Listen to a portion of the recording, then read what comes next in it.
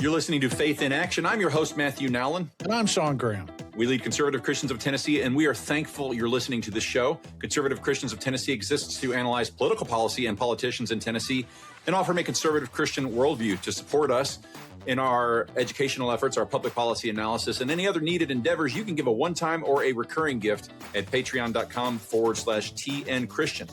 Now, we want to glorify God. That's what this is all about. And we want to do that by helping you to glorify God. Please do not hesitate to send us any questions or comments through email. You can reach me directly by emailing matthew@tnchristian.com. Or Shawn, SHAWN, @tnchristian.com. And today's show is brought to you in the Memphis area by Herbi-Systems. Give Herbi-Systems a call at 901-290-7774 for all your lawn care needs since 1984. Herbi-Systems has been the premier lawn care and landscape company in the Mid-South, so give Herbi-Systems a call. Again, that's 901-290-7774. Do it today, or visit herbisystems.com and let them kill your weeds. Our scripture for today comes from Jeremiah chapter 9, verses 23 through 24. Thus saith the Lord, let not the wise man glory in his wisdom, neither let the mighty man glory in his might, nor let the rich man glory in his riches, but let him that glorieth glory in this, that he understandeth and knoweth me, that I am the Lord, which exercises loving kindness, judgment, and righteousness in the earth. For in these things I delight, saith the Lord. Before we get to our interview with William Wolfe, I want to talk to you about an issue that has greatly troubled me broadly over the last couple of years, and as of last week, very specifically. I want to let you know that Shawn and I, Conservative Christians of Tennessee, are all proponents of church discipline, and we believe that church discipline should start with disciplined discipleship and purposeful fellowship of and with believers. Last fall, we interviewed Daniel Keene after he was really just horribly abused by his church near Dallas when he spoke out about the effects of unchecked immigration, and he was then kicked out of that church. And I expounded on what I call Steamboat Willie church discipline, and it reminds me, that Steamboat Willie church discipline, of a riverboat captain. And this guy is conspicuously absent from his kids' lives, except at the holidays. You know, he's home at the 4th of July, Christmas, and Easter, during which he discovers at that time that he doesn't like the behavior of the kids that he sired, but these kids that he doesn't know. And then he brings out the switch to really tear into them. Last week, the Rio Grande Presbytery of the Presbyterian Church in America indefinitely suspended Pastor Zachary Garris. I'm familiar with the charges against him. Shawn's familiar with the charges against him. We both find them baseless. I'm confident that this ecclesial warfare against a godly man will be overturned. Pastor Garris has been a positive influence in my life through his books, Honor Thy Fathers and Masculine Christianity. I'd encourage you to read both of these books. Don't just read them yourself. Buy like 5 copies and give them out to other men, give them out to your sons and your grandsons. Again, the first book is Honor Thy Fathers, Recover the Anti-Feminist Theology of the Reformers. You can buy that book at newchristendompress.com. The second book is Masculine Christianity, and you can buy Masculine Christianity almost anywhere that books are sold. That's all I'm going to say now, except to ask you to pray. I'd ask you to pray to God that he would restore healthy church discipline to his church, and that you would please pray for Pastor Garris. Our guest today is William Wolfe. He is the founder and executive director of the Center for Baptist Leadership. After spending a decade living and working in Washington, D.C., including for 3 members of Congress, he went and got his Master's of Divinity and Master's of Theology from the Southern Baptist Theological Seminary. He and his wife are members of an SBC church in the Charlotte area, where they are proud parents of a new baby boy, which brings them to 4 boys in the Wolf Pack. And congratulations on that, William, and welcome back to Faith in Action. Great to be back here with you guys. It's always fun to talk to you this time of year. We know when the summer kicks in, it's time to talk to William, because we're about to head to the SBC. That's right. It's coming up fast. Yeah, we have a lot to talk about regarding the Baptists and the upcoming Southern Baptist Convention. But first, I want to make sure that we talk about what it is that you do at the Center for Baptist Leadership. We want to talk about what that is, what it does, and where listeners can read or listening to the information that you guys put out the best information really on church governance, on what's going on. You guys do the best analyses. And a lot of our listeners, even if they're not Southern Baptist, they could take the analysis of the Southern Baptist Convention that you guys do, and they could really bring it home to their own groups. Tell folks more about that. Yeah, we started a Center for Baptist Leadership a little over 2 years ago with a simple mission to cultivate courageous and uncompromising Baptist leadership for the 21st century. And we are pursuing that mission on a threefold line of seeking to revitalize the Southern Baptist Convention from within, addressing the issues that are plaguing us, that are hurting our missional and evangelistic cooperation, doctrinal compromises, organizational and institutional malpractice that's causing a massive bleed across the Southern Baptist Convention right now as thousands of churches are losing trust in what we are doing together. And so revitalize the Southern Baptist Convention from within, defend it from those who seek its destruction, which is a very real thing. And they want to see that uprooted so they can shift evangelicals to the left. And then finally, we say serving as a better Baptist voice in the public square. We seek to represent conservative Baptists, Southern Baptists or not. There are many conservative Baptists who aren't in the SBC on issues of political and cultural significance, not only to try to speak for those Baptists who don't feel like they have a voice, but also to help them navigate the current cultural and political times we are in. So that's what we're doing. And you can find us online at centerforbaptistleadership.org. You can find us on YouTube and subscribe to us there. Please do that. Center for Baptist Leadership. Follow us on X at Baptist Leader. Sign up for our newsletter. Connect with us on Facebook. We've been more active on Facebook as well. Again, Center for Baptist Leadership on Facebook. So Facebook, YouTube, all your podcast platforms, our website, X, etc. Find us, follow us. I think you will find what we produce to be relevant to you if you're an evangelical Christian in America, particularly relevant if you're a Southern Baptist. But if you're just somebody dealing with institutional issues and battles, which many people are, regardless of what denomination or institution you're in, I think a lot of what we do will be applicable to you as well. Yeah. And just as an aside, man, your X account's way bigger than mine, but we both deal with the throttling. We both speak to a lot of issues. Tell our listeners where they can follow you on X personally, like your personal account as well.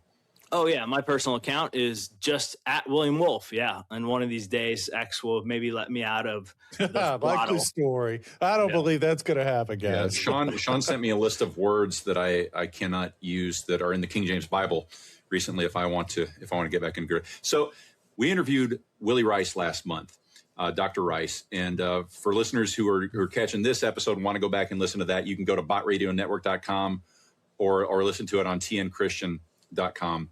You're backing Dr. Rice, William. And man, I got to say that in the interview, he was just impressive. There are people that command the room, and he seemed to me to be one of those guys. So he has a mastery of the issues. He really understands the needs of the SBC, and he wants to push the denomination towards soul winning and discipleship. And it didn't seem like just jingoism when he said it. I mean, he talked about it, and it caused a burning in my bosom, to quote the Mormons. But from all the feedback we're hearing, we think he's going to be the next president of the Southern Baptist Convention. Shawn and I do. Are you hearing that same buzz? I mean, what's actually going on the ground? Yeah, I think Willie is a very exciting candidate for many in the Southern Baptist Convention, particularly the crowd that feels like over the last 10 years or knows. We're not talking really about feelings. We're talking about facts. So for the people who know that the Southern Baptists have been intentionally led. It wasn't a liberal drift. It was a liberal shift. We were steered away from our biblical commitments, away from our statement of faith, away from Christian anthropology on issues related to race and gender and justice. So those people who feel like the forgotten man in the Southern Baptist Convention life has been forgotten for far too long, Willie Rice is a very exciting candidate. He very publicly sort of switched sides, going from somebody who was much more of a platform man to what we could call sort of a conservative, small r reformer, not reform theology, but reform in pertaining to the Southern Baptist Convention as an institution.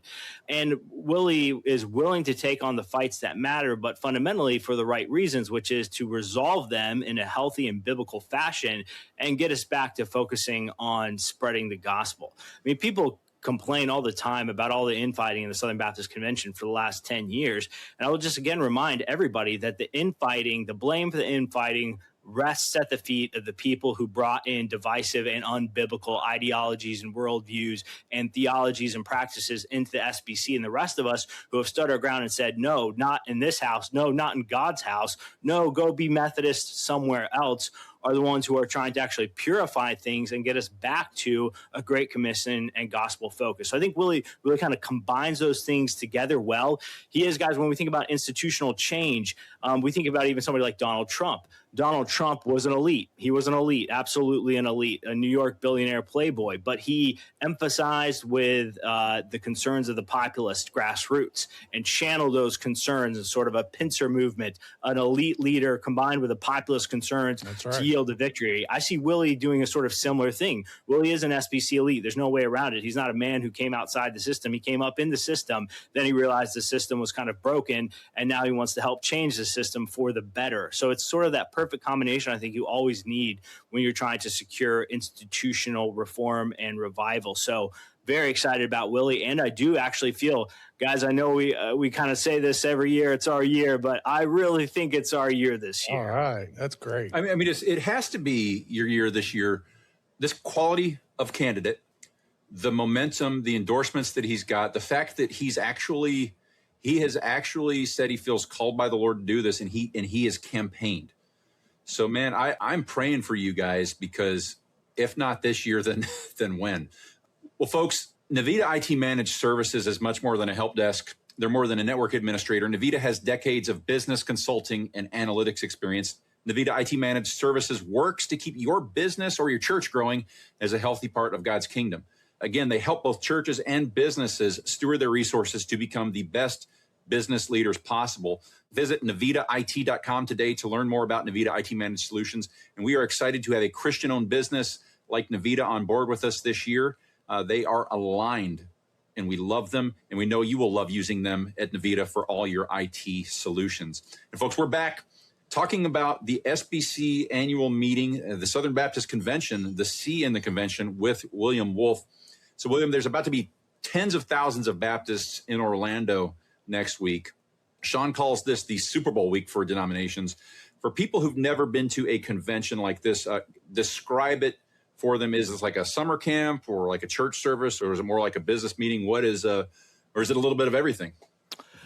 I thought Pastor Michael Clary had a really good analysis of what the Southern Baptist Convention annual meeting has become coming out of Dallas last year, where he said it's just one big marketing session for the cooperative program, which is the heart of the SBC. It's the pool of money that funds everything that we do that churches get to, and it gets divvied up amongst our entities. And it's like the cooperative program is a product, and it's being sold at the annual meeting.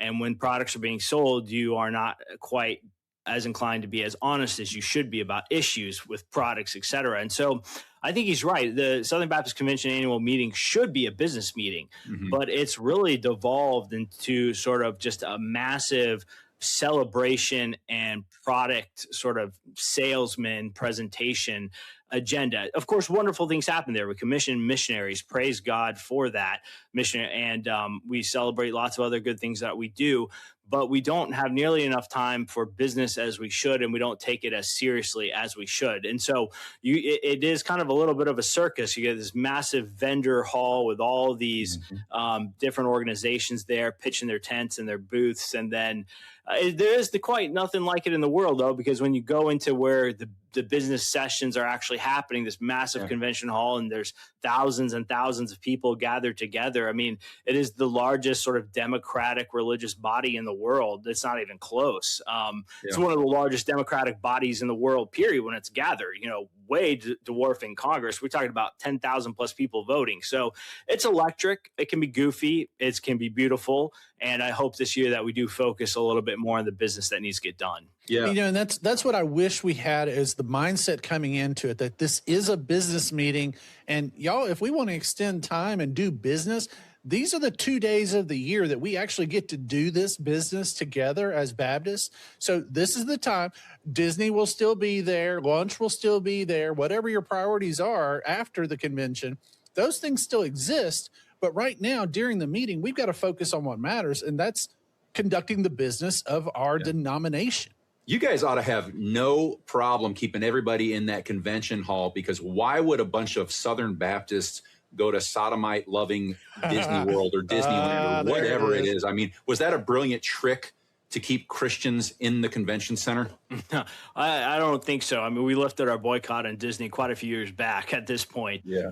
No, I mean, there will be a lot of trips to the parks and people will want to get out of there and go have fun with their families, but, one of the things Willie's noted, and I'll just flog again for listeners on this show, is that this is the last time in like a decade that the SBC annual meeting is going to be in the deep South, like the Southeast. Right. We'll be in Texas, we'll be in Indianapolis, but like, this is like the South. So this is kind of like a ride or die moment for us. And I've been saying sort of Orlando or bust for the conservative reformers in the SBC. Can they change that with new leadership? Yeah, I believe they certainly could. Yes, that's going to be something we'll address, I think, and talk about at the meeting. Good. The convention, every year we push the conversation on American Christianity, and it's shown in the news and everybody wants to talk about it. There's always statements and there's always these resolutions and there are always these decisions that the news tries to cover, but they're just not up on our Baptist polity. What do you think the news headlines are going to be coming out of Orlando next week?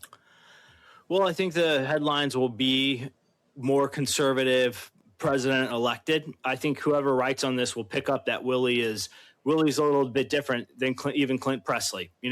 Clint's been okay. Clint helped stop the bleeding. He's not been pushing the ball backwards or pushing it forwards, whichever way you want to consider it. So I think hard-charging conservative candidate wins. Southern Baptists debate another resolution trying to stop women from serving as pastors. That'll obviously be a headline. They love to discuss that. Mm-hmm. The resolutions were released today. I don't see anything that's super like headline grabby here. So I think that like the resolutions, like we had a pretty strong one against homosexuality. I think that was last year maybe. So that was kind of maybe attention grabbing, but the ones this year seem pretty par for the course. So I think it'll really be Willie wins, and what happens with now our like fifth convention in a row where we're debating on some amendment resolution about ending this debate about women pastors. Yeah. Listeners, it's always been our privilege to remind you about the mission of equipping the persecuted. This is a group that's been on the ground for many years doing the Lord's work to save our fellow Christian believers and rescue orphans, because the persecuted Christians in Nigeria, they have it terrible. They need food, they need clothing, shelter, medical care, and help building a safer way of life. And if you give a monthly donation, that's going to create sustainable help for real Christians that have been attacked by brutal Muslim jihadists. Please visit equippingthepersecuted.org today, and you can sponsor an orphan in Nigeria through Equipping the Persecuted for only $35 a month. You can also order African coffee and have it shipped straight to your home. And every bag of Equipping the Persecuted coffee that you purchase is going to do more than just fill up that coffee cup in your hand. It's going to strengthen the body of Christ in Nigeria, because 100% of those proceeds are going to go directly to support those persecuted Christians in Nigeria. And they have great flavors today. You can try. You can go online right now. Again, that's equippingthepersecuted.org. And we know that the persecuted Christians in Nigeria thank you. And on that note, we're back again with William Wolfe. We're talking about the Southern Baptist Convention, the annual meeting of the Southern Baptists. William, we've seen a conservative resurgence in our lives. We've lived through the blessings and the benefits that effort has given to everyone in the Southern Baptist Convention. And that really there's been an overflow of that blessing that's come out and blessed the American church and America. Adrian Rogers and others worked hard to keep the Southern Baptist Convention focused on biblical teaching. That's still blessing Southern Baptists today. Are we seeing a resurgence again right now? And if so, will the resurgence be able to clean up issues in the seminaries? Yeah, that's a fantastic question. I think if we can manage to elect Willie Rice, we can confidently say that it has just begun and that we have actually just begun to fight. Because the way it works is the clock doesn't really start until you get that first conservative president elected, and then the clock starts.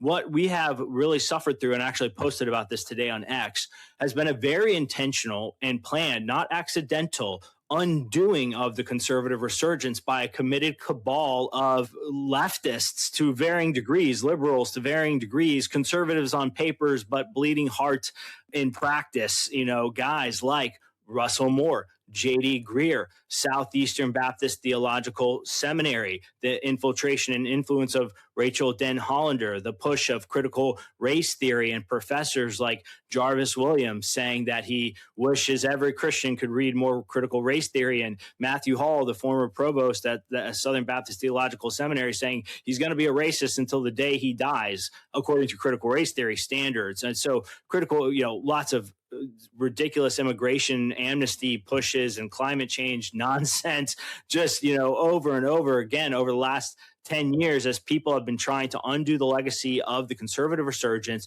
trying to tear down the statues and defame heroes like men like Paige Patterson, tar and feather them and run them out of the collective consciousness of the Southern Baptist Convention, chip away at Al Mohler's influence. And of course, people have some legitimate critiques of Dr. Mohler himself. But J.D. Greear was really at the center of this, what I call liberal resurgence or liberal subversion. It's been a very intentional play run on the SBC. They used crisis points to leverage to grab power, like the so-called abuse crisis. And it's just taken people a while to wake up to the fact that this was intentional, this was done, and how do we undo it? So this is a culmination of everything at CBL in particular we've been working for the last 2 years. Everything is teed up. Willie Rice is the man. And if he wins, that's the new Baptist leadership that we say we need. Yeah. Amen. Like you said, you've been working on this for 2 years. I remember when you started the Center for Baptist Leadership. And man, I wish people understood the sacrifice that you've made traveling. I mean, you've never said anything like this to me, but I look at you and I see a man who's given up a lot of. I feel like you've left money on the table. You got a lot of things you could do, man, and you have been sacrificing personally for the sake of the Southern Baptist Convention, for the sake of Christ's church. So I want to compliment you on that, brother, and I want you to know that there are other people that see that and that pray for you. But so you work hard to help promote these issues and get messengers to the meetings. For church members in the pew who want to continue to stay informed with what's going on in the Southern Baptist Convention and to critically pray for what is happening at the convention June 7th through the 10th, how can they stay informed on this? Well, I think one of the best ways to do it is to follow Baptist Leaders on X. That's where we will be posting most of our updates throughout it. It's the easiest platform to use, quite frankly. And so that's at Baptist Leaders on X, literally at Baptist Leaders. We'll try to make sure to cross post on Facebook as well. So X and Facebook for sort of like what's happening at the convention right now, because we'll be live posting through all of it, keeping people informed and updated. And then we'll try to do some like video analysis and podcast updates, or maybe some live streams as we go throughout the convention. They can also, check out the official news organ of the Southern Baptist Convention, Baptist Press. They'll always have their own little spin and slant on things, of course. But Baptist Press would be a good one. Other people's, John Whitehead, Josh Abatoy, American Reformer, like those are other good accounts to follow for SBC related stuff. But yeah, I got to say probably me and Center for Baptist Leadership on X is the best way to do it. Yeah, man, I just want to read some of the stuff off the Center for Baptist Leaders account, because some of it's encouraging, some of it's sobering. You guys retweeted Alan Patrick, just pre-registered 5 messages from our church for the SBC annual meeting, booked 2 hotel rooms for 2 couples, 380 total for 2 rooms, 2 nights, 8 minutes from the convention center. Our church budget is less than $130,000. I promise you can afford to go to the annual meeting. The next thing, your article, Orlando or bust. Brothers, you can make it to the SBC leader. And then Virgil Walker, you guys shared something he wrote. Sarah Fisher becomes first openly lesbian Episcopal bishop in the Southern U.S. Man, you guys get it. Like, apparently you can connect 2 dots and draw a line through it where it's going. Your comment was, this will be the future of the Southern Baptist Convention if we don't stop it. So you guys are hitting stuff. You got the short form content on X at Baptist Leaders. You got the long form stuff with your podcasts and with your articles on centerbaptistleadership.org. What do we need to know as we go out, William? Because, man, you've chocked us full of info. I think just pray for success there. Pray that the Lord would be gracious and that really the conservatives would prevail, that the fundamentalists shall win, that we shall indeed, and that this could really be the start of renewal and revival of the Southern Baptist Convention in America, both as an unparalleled and unchecked engine for gospel good, planting churches, training pastors, reaching the lost, and winning souls to Jesus Christ. But also that we would step up and take our place in the culture, in the political sphere, in the public square, in America, as the largest Protestant denomination. Say America belongs to Christ. Our laws and our customs should reflect that. Christianity is an integral part of who we are in America and part of our national renewal. And we're not going to sit on the sidelines and cede our nation to secularists and paganists and, frankly, Satanists anymore. So those twin pillars of gospel renewal and cultural and political renewal, the SBC could be an engine of so much change if the right people are in charge. So pray that they would be. Yeah, listeners, join us. Pray for the Southern Baptists as they approach their convention. And that's going to do it for another episode of Faith in Action. As always, we want to thank you for stopping by each week to stay informed with us on these issues as they relate to our churches, our families, our state, and our country. And remember that on tnchristian.com, we have links to past shows. And if you want to support our work, be sure to visit patreon.com/tnchristian. But until next week, remember, whether we're talking about the State House in Nashville, your church at home, or the Southern Baptist Convention in Orlando, across all of creation, our favorite promise from the 15th chapter of the book of Exodus, the Lord shall reign forever and ever.